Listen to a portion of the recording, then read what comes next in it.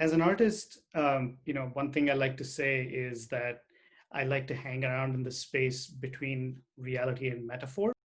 So I like to think about things in terms of like try to look deeper beyond uh, what's immediately present, but also my art is very grounded in like the physical. So I try to I, I try to represent the physical, but also like try and push beyond that and try to represent some of the metaphor behind that. So I think a very representative piece, we can look at that later, is one called Catch Yourself. And it was in the Columbus Scribbler last year. And it's basically a piece where it talks about uh, when you fall, right? Like, how do you catch yourself? So you can catch yourself in terms of like, oh, you've made a mistake, and I've caught you red-handed, and I can judge myself, or I can like hold myself and like let the break the fall kind of thing. So that's an example, but yeah, so that's what I like to where I like to kind of hang out. It has the media that I work with typically are pencil and pen and ink. So that's what I've been most comfortable with. Um, I can ramble a little bit about how I started drawing. Was I grew up in India, and we lived in apartments where the floor was concrete. So I would just sit and draw with chalk on the floor and then wipe it clean and then start over. And yeah, so, and that was, my preferred medium, but then I moved from that and it wasn't sustainable. So I moved to pencil from that. And then, yeah, and then pen and ink. And then eventually, like just about 2 years ago, I started seriously teaching myself how to draw digitally. Um, so it's so I one of the reasons was like this program called Sketchbook came available, and then so I decided to try it out, and it was really great. I enjoyed a lot of the benefits that provides, the ability, other than the obvious like undo redo abilities, but then also like being able to layer, and then different textures without spending hours and hours layering up the textures with pencil or charcoal or whatever. The other advantage to that was also I didn't have like a good process of making my art. So like anytime I did, it was just the original piece that I finished, and then I would just give it to somebody. So like if it was a commission or whatever, that was very rare. But like I would just do things for people where I just drew on a paper and then gave it to them, and like I didn't have scans of it or prints of it or anything like that. So yeah, so doing it digitally has kind of made that a little easier because I can still have the files stashed away and I can, do what I want with them. But yeah, so I think the media that I'm most comfortable with right now is still pencil and pen and ink. But then, yeah, I'm slowly getting better at digital. So yeah, I was gonna. So when I was like I was saying, when I was younger, I drew with chalk on on the floor, and part of the reason I started doing that was because I needed an outlet to put the images in my brain somewhere. But one thing that did teach me is not to get attached to that, because if I would draw it and then I would wipe it clean and then start over and do something else.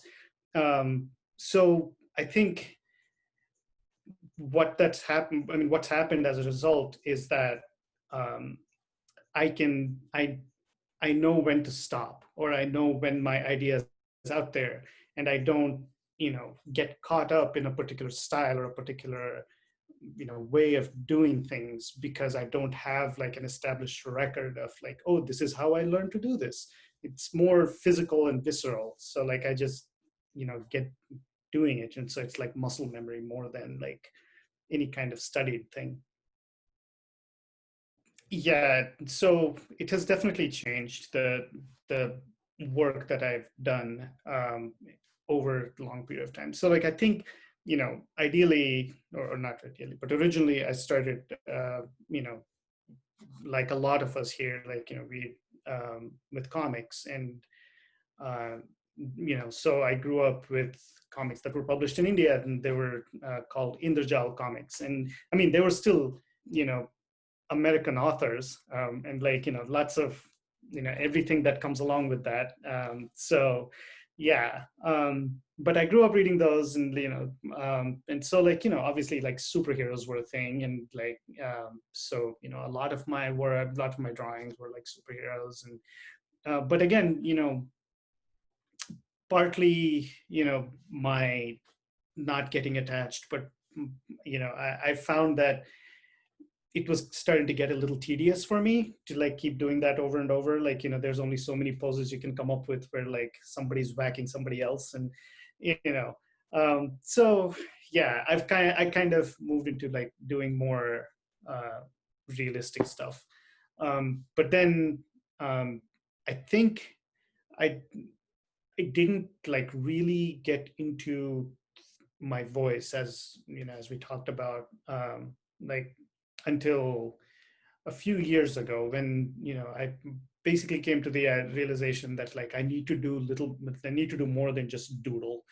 Because like my go-to thing would be to like doodle something, and it would be like a character or like some superhero somewhere. And but then it came to me that like I just have to do more. And like and so that's where I started like being more intentional about the things I drew.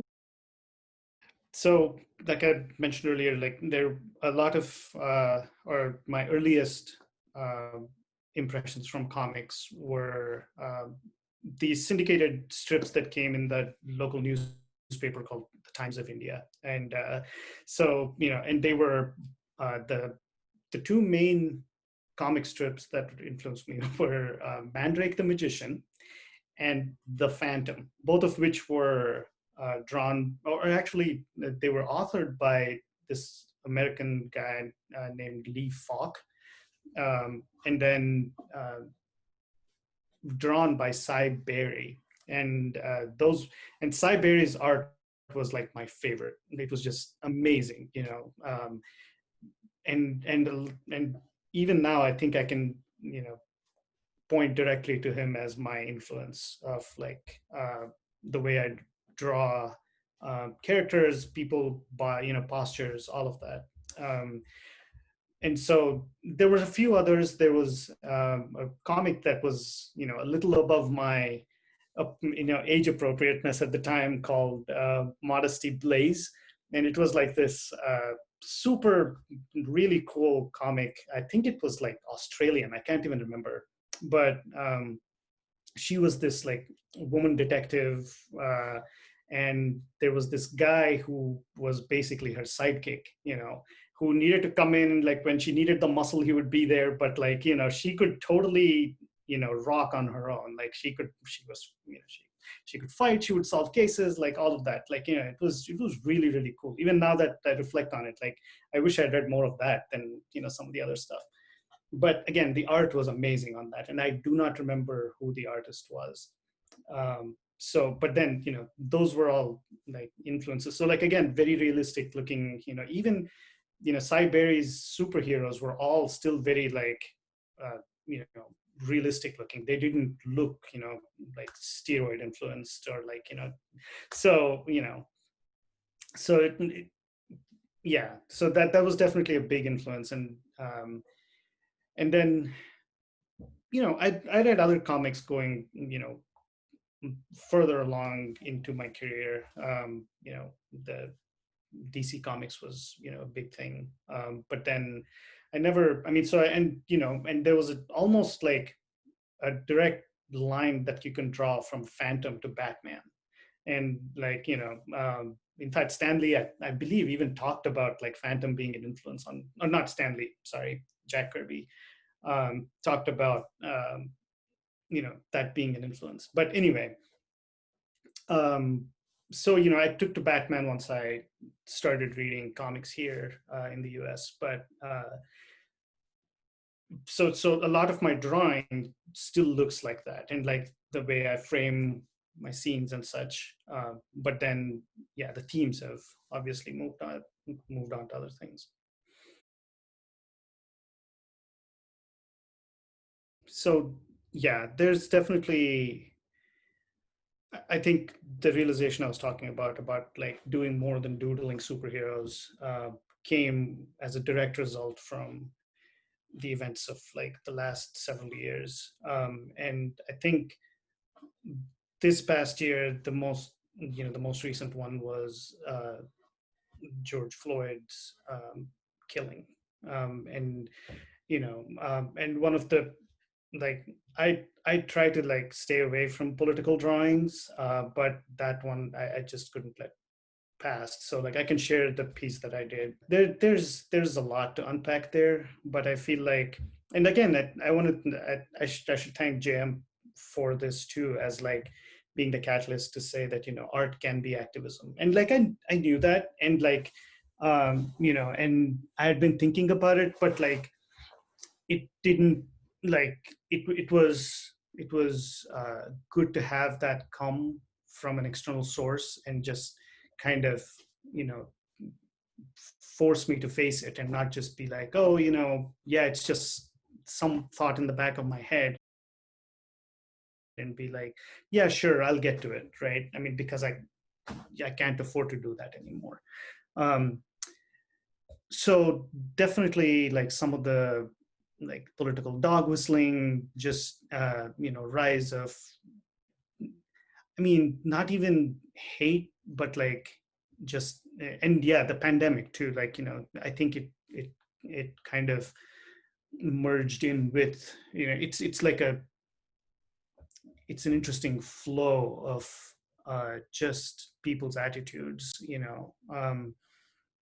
I think one of the insights I had was like it's not even as much hate as it is apathy, and like just the inability to bring your or oneself to care.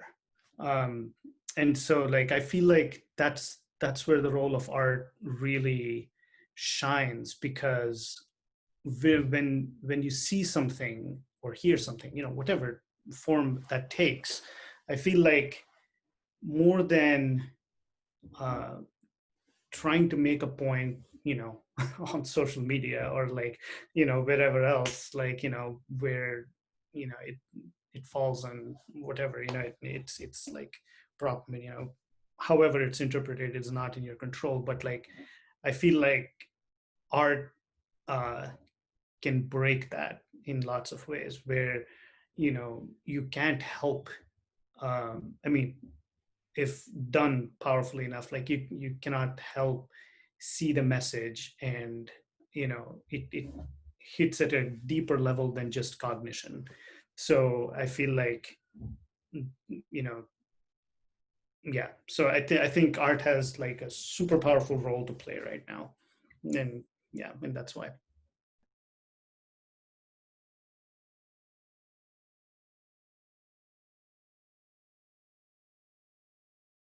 It's actually been a blessing in a way, because I get worn out with interaction with people. Like, that's another big reason why I haven't like, tabled before, or, in any like extended sense.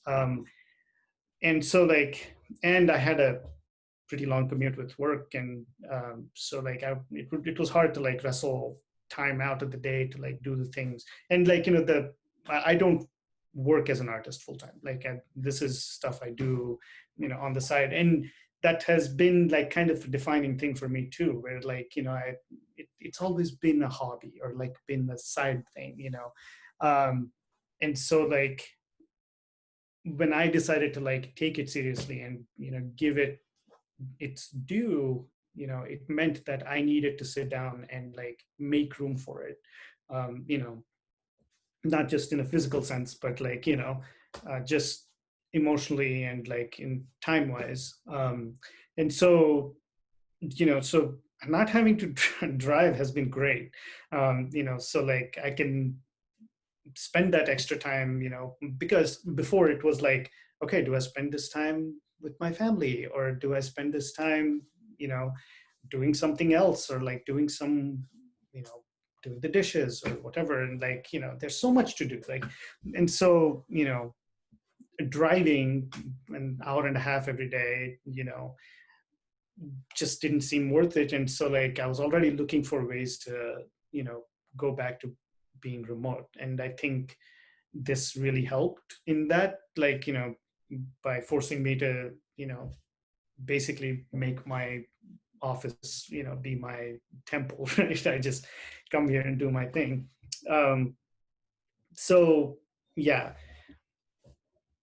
so it's been good in that sense. But then, do I ever feel like running away from it? Not yet.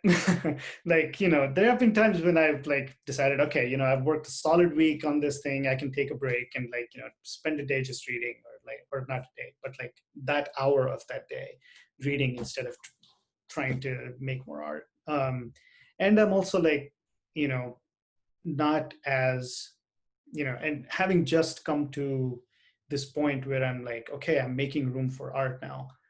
I feel less pressure to just keep producing, because, I know there's lots of artists out there who feel like, who are doing it full time and they're like, oh my gosh, now I'm burned out on this, right?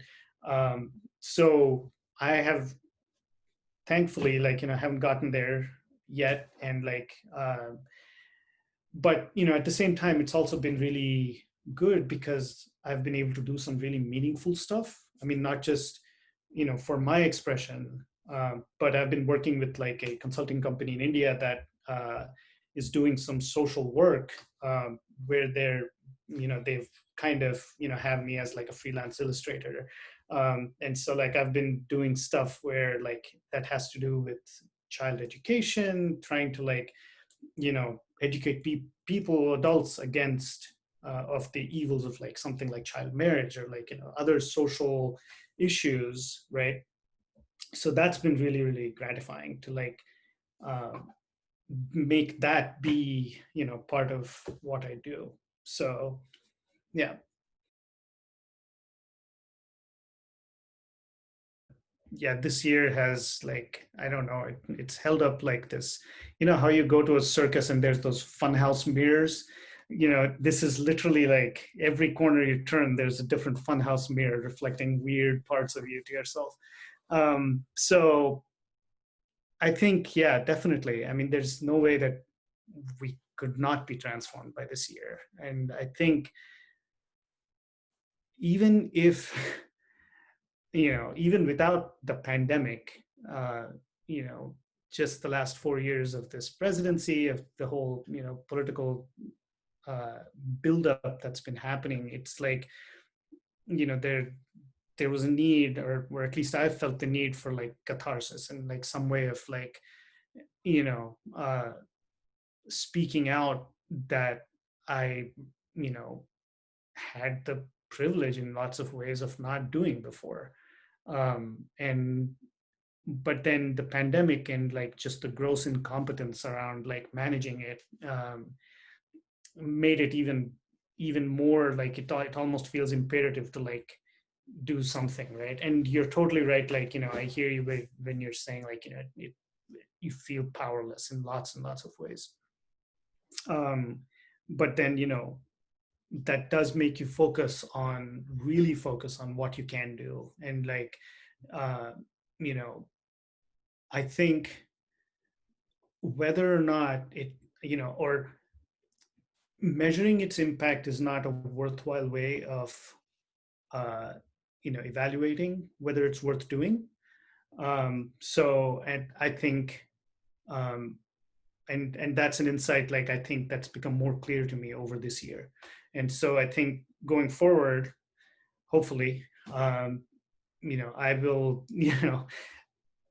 I think the way it has transformed me is to focus on what I can do and what I can get better at doing. And hey, if it makes an impact or if it does things that are, you know, that help and like lift other people and like other things, that's fantastic. But um making and like putting our voice out there, is an end in itself.